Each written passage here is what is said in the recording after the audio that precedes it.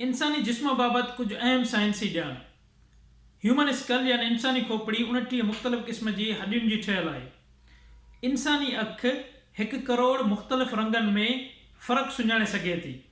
इंसानी अखि में मौजूदु रेटिना जॻह त 650 स्क्वायर मिलीमीटर वालारे थी, पर उन में 13 करोड़ 70 लख हसास रोशन सेल यानी खुलिया आहिनि।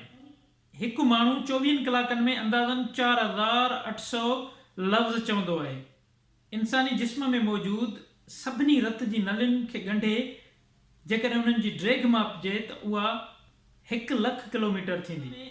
इंसान में मौजूदु हॾा स्टील खां 5 भेरा वधीक मज़बूत आहिनि। इंसानी जिस्म जे खल जे ॿाहिरें तह खे एपिडर्मिस सॾिबो आहे। हथ ऐं पेर जी तरियुनि में खल घणी थुल्ही हूंदी आहे।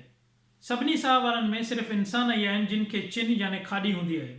इंसानी दिमाग़ जाॻण वक़्तु एतिरी बिजली पैदा कंदो रहंदो आहे जंहिं मां हिक बल्ब खे ॿारे सघिजे थो।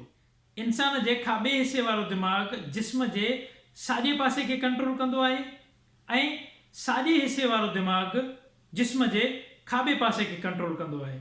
हिक सरासरी मुताबिक़ इंसान जे जिस्म में एतिरो लोह मौजूदु आहे जंहिं मां 1 इंच जो कोको ठाहे सघिजे थो।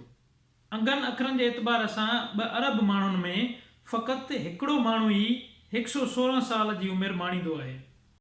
जेकॾहिं तव्हांखे लॻे थो हीअ वीडियो ॼाण मुहैया कंदड़ आहे त पोइ असांजो चैनल सब्सक्राइब कंदा ऐं घंटी वारे बटण खे ज़रूरु दॿाईंदा त जीअं ईंदड़ वीडियोज़ बाबति तव्हांखे ख़बर पइजी सघे।